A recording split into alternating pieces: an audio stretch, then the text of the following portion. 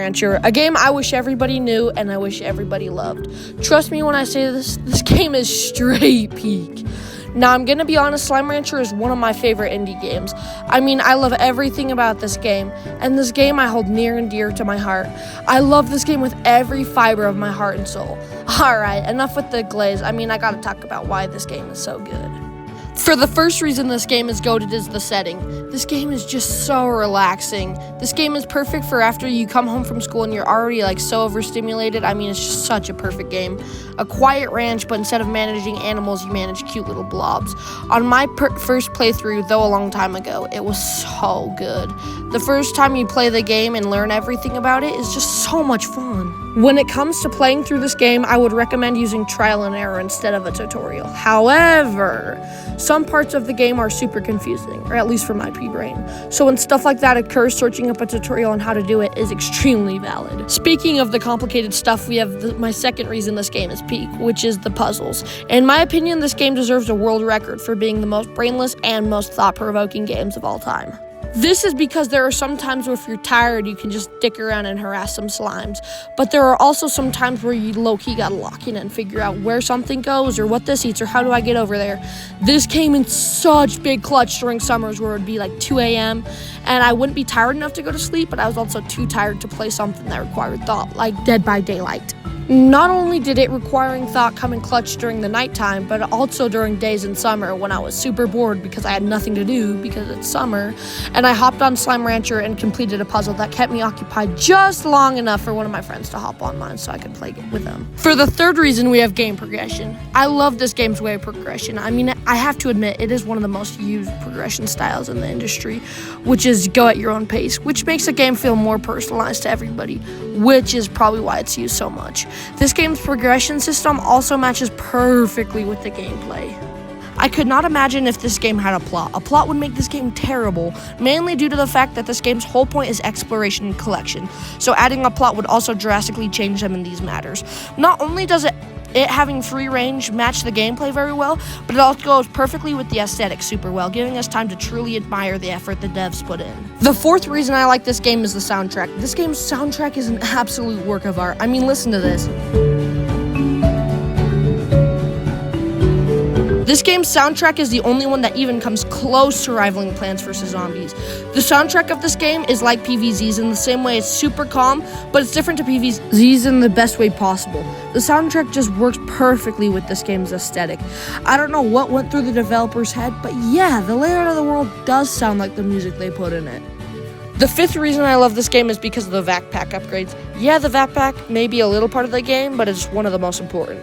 This is because to get to some areas, you need to upgrade your VAC pack. The water upgrade is one of the most useful, but I'll talk about its uses later. Okay, now you might be asking yourself, why are you not talking about slimes in a game called Slime Rancher?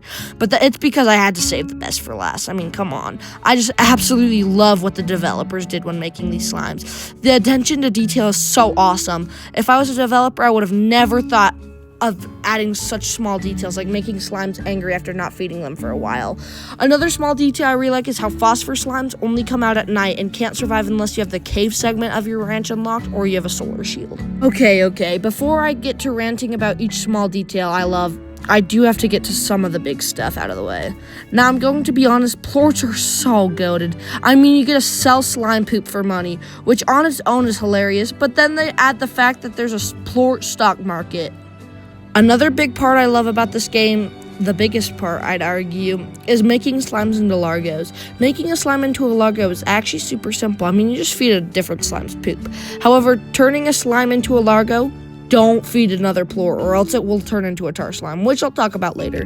Anyway, I love Largos because of the variety of slime combinations it gives us. In total, there are 91 combinations, which in retrospect doesn't seem like a lot, but trust me, that is a ton. Making Largos also gives the Largo itself, it gives it traits of both parents, which I think is really cool. One of these traits consists of the slime's diet. For some slimes, let's use my favorite slime, the hunter slime, they only eat chickens, while some slimes, let's use the crystal slime as an example, only eat vegetables. I also love that each slime has their own favorite foods. I just love how when you feed a slime their favorite food, hearts appear over their head and they drop double poop. My favorite slime and favorite food combo has to be the honey slime. I mean, for starters, I love honey slimes. They're just so cute. And mint mangoes, for like absolutely zero reason at all, are my favorite food source. I also love how when you make them into Largos, they take both parents' favorite foods and diets. So if you had a hunter and a crystal slime, instead of only eating chicken or only eating vegetables, it would eat both of them. Another detail I really like about this game is tar slimes. The water backpack upgrade, as I said above, is for these. Tar slimes are what happens when a fat-ass slime decides to get greedy and eat 2 plorts of a different slimes. Tars are like the rodents with rabies of this game. These stupid blobs of black mucus are just a menace to society. I mean, they eat other slimes and they hurt you. The only way you can kill them is shoot them into the abyss or shoot them with water. Alright, I might have been a little bit harsh with tar slimes, but you get the point. They are still super annoying sometimes. Another detail I really love is one I'd say is really hard to overlook, and that's farming. Chicken coops counted too. I really like how farms reset their fruit every day, which is super nice, especially if you're growing your slime's favorite food every day, so you get double plorts from a slime, whose plorts are hopefully doing well that day. And coops are super nice from keeping your carnivore slimes from becoming feral slimes. Overall, I'd say the agricultural side of this game was done super well. The final reason I like these slimes is surprising, considering how calm the game is, and that is, drumroll please, how slimes hurt you. The slime's way of attacking might be the goofiest part in this entire game, other than how when you feed a slime another slime's poop, it reproduces. For example, you have boom slimes. Boom slimes might be the most annoying slime in the game for me, even if they do look super funny while exploding. They're the most annoying for me probably due to the fact that I have a very weird obsession with hunter slimes. When I'm hunting hunter slimes, I have to deal with explosions nonstop.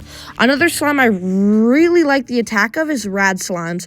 I love the radiation bar. I think the radiation bar is super well done considering it gives you a really, really long warning before doing tons of damage. So, overall, I would give this game a 10 out of 10 and recommend it to your grandma, your cat, your dog, your sister, anybody who would listen to you and actually play the game.